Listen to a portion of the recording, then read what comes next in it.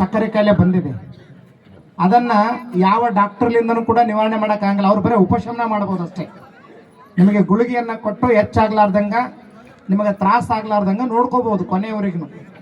English medicine ಇಲ್ಲದೇ ನಾವು sugar ಕಾಯಿಲೆ ಬಂದರೂ ಕೂಡ ಶುಗರ್ ಹೆಚ್ಚಾಗ್ಲಾರ್ದೇ ನಾರ್ಮಲ್ ಆಗಿ 120 130 ಅಷ್ಟೇ ಇಟ್ಕೊಂಡು ನಾವೇನಪ್ಪ ಅಂದರೆ ಬಹುದಿನಗಳ ಕಾಲ ಜೀವಿಸ್ಲಿಕ್ಕೆ ಬರ್ತದೆ. ನಾನು ನಿನ್ನೆ ಹೇಳಿದ್ದೀನಿ, ಶುಗರ್ ಕಾಯಿಲೆ ಒಂದು ವರದಾನ.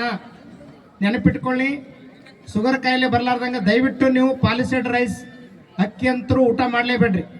ಅಕ್ಕಿ ಒಳ್ಳೇದಲ್ಲ, ಅದು ನಾಲಿಗೆ ರುಚಿಗೆ. ನೀವು ಊಟ ಮಾಡೋದಿತ್ತಪ್ಪ ಅಂದ್ರೆ ಚಲೋ ಕಿಮ್ಮತ್ತಿನ ಅಕ್ಕಿ ಸಿಗ್ತಾವು.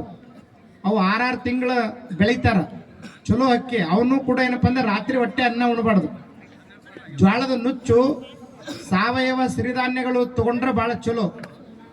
ಆಹಾರ ಚಪಾತಿ 15 ದಿನಕ್ಕೊಂದ್ಸರಿ ತಗೋಬೇಕಂತ ಹೇಳ್ತೀನಿ ನಾನು.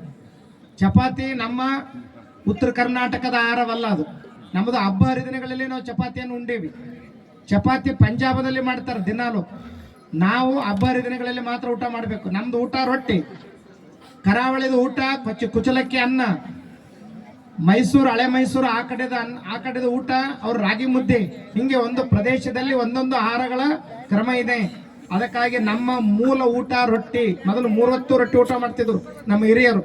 ಹಬ್ಬಗಳು ಬಂದಾಗ ಅದು ಚಲೋ ಭಾರಿ ಅಕ್ಕಿ, ಮನ್ಯಾಗ ಅನ್ನ ಮಾಡಿದ್ರೆ 1 ಕಿಲೋಮೀಟರ್ ಗಟ್ಟಲೆ ವಾಸನೆ ಬರ್ತಿತ್ತು, ಅಂತ ಅಕ್ಕಿ ಇತ್ತು. ಅದೆಲ್ಲ ಹೋಗಿದೆ. ಈ ರೀತಿ ನಮ್ದು ಆಹಾರದ ಕ್ರಮ ಇರಬೇಕು. ಈಗ ನಮ್ಗೆ ಬಂದ್ಬಿಟ್ಟಿದ್ದೀರಿ, ಏನ್ ಮಾಡ್ಬೇಕಂದ್ರ ನಿಮ್ಮ ಮನೆಯಲ್ಲಿ ಸಿಗುವಂತ ವಸ್ತುಗಳನ್ನ ಬಳಸಿ. ಒಂದು 6-7 ಪ್ಯಾರ್ಲ ಎಲೆ, ಪೇರಲ ಗಿಡದ ಎಲೆ, ಒಂದು 8-10 ಕರಿಬೇವಿನ ಎಲೆ ನಿಧಾನ ಕೇಳ್ತಾ. ಆಮೇಲೆ ಕರಿಕಿ, ಒಂದು ಸ್ವಲ್ಪ ಕರಿಕಿ, ನಿಮ್ಮೆಲ್ಲವನ್ನ ತಗೊಂಡು ಬಂದು ತೊಳಿಬೇಕು ಚೆನ್ನಾಗಿ. ಉಪ್ಪು ನೀರಾಗ ಹಾಕಿ, ಉಪ್ಪು ಹಾಕಿ ಅದನ್ನ ಚೆನ್ನಾಗಿ ತೊಳಿಬೇಕು. ಇವು 3 ಗಿಡದಿಂದ ಸಿಗ್ತಕ್ಕಂಥದ್ದು. ಕರಿಬೇವು, ಕರಿಕಿ, ಪ್ಯಾರ್ಲೆಲಿ, ಇವನ್ನೆಲ್ಲ ತಗೊಂಡು ತೊಳೆದು 3 ಗ್ಲಾಸ್ ನೀರಿಟ್ಟು ಉದಯಕ್ಕಿಟ್ಟು, ಅದರಾಗ ನಮ್ಮ ಮನ್ಯಾಗ ಇನ್ನೂ ಸಿಗ್ತಕ್ಕಂಥ ಶುಂಠಿ, ಹಸಿ ಶುಂಠಿ ಅಲ್ಲ, ಅದು ಒಂದಿಷ್ಟು ಒಂದು ಬಟ್ಟಿನಷ್ಟು ಅಲ್ಲ ಹಾಕ್ಬೇಕು. ನಮ್ಮ ಮನೆಯೊಳಗನೆ ತಯಾರು ಮಾಡಿರ್ತಕ್ಕಂಥ ಅರಿಶಿಣ ಬೇರಿನಿಂದ ಕುಟ್ಟಿರ್ತಕ್ಕಂಥ ಅರಿಶಿಣವನ್ನ, ಒಂದು ಚಿಟಿಕೆ ಅರಿಶಿಣವನ್ನ ಹಾಕಬೇಕು. ಇವೆಲ್ಲವನ್ನ 3 ಗ್ಲಾಸ್ ನೀರಿಟ್ಟಿವೆಲ್ಲ, ಅದನ್ನು 1 ಗ್ಲಾಸ್ ಆಗುವಂಗ ಕುದಿಸಿ ಅದನ್ನು ಕುಡಿರಿ. ಮತ್ತೆ ಸಾಯಂಕಾಲನು ಖಾಲಿ ಹೊಟ್ಟೆಯಲ್ಲಿ ಅದೇನು ಕುದಿಸಿಟ್ಟಿರ್ತಾರ ಅದು ಮುಚ್ಚಿಡ್ರಿ. ಅದನ್ನ ಸಾಯಂಕಾಲನು ಕೂಡ ಕುಡಿರಿ. ಇದು ಕುಡಿದ ಮೇಲೆ 2 ತಾಸು ತಕ್ಕ ಯಾವುದೇ ಪದಾರ್ಥವನ್ನ ತಿನ್ನಬೇಡದು.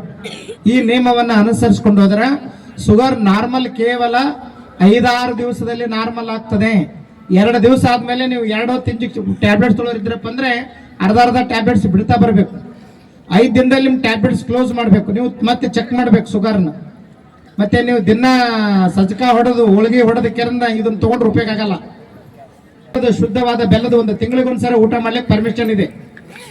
ನಿತ್ಯವೂ ಕೂಡ ಸ್ವೀಟ್ ಅನ್ನು ತಿನ್ನಬೇಡ್ರಿ ಅಂತ ತಿಳ್ಕೊಂಡು ಹೇಳ್ತಾ, ನಿಸರ್ಗದಲ್ಲಿರ್ತಕ್ಕಂಥ ಹಣ್ಣುಗಳನ್ನು ಸೇವನೆ ಮಾಡಬಹುದು.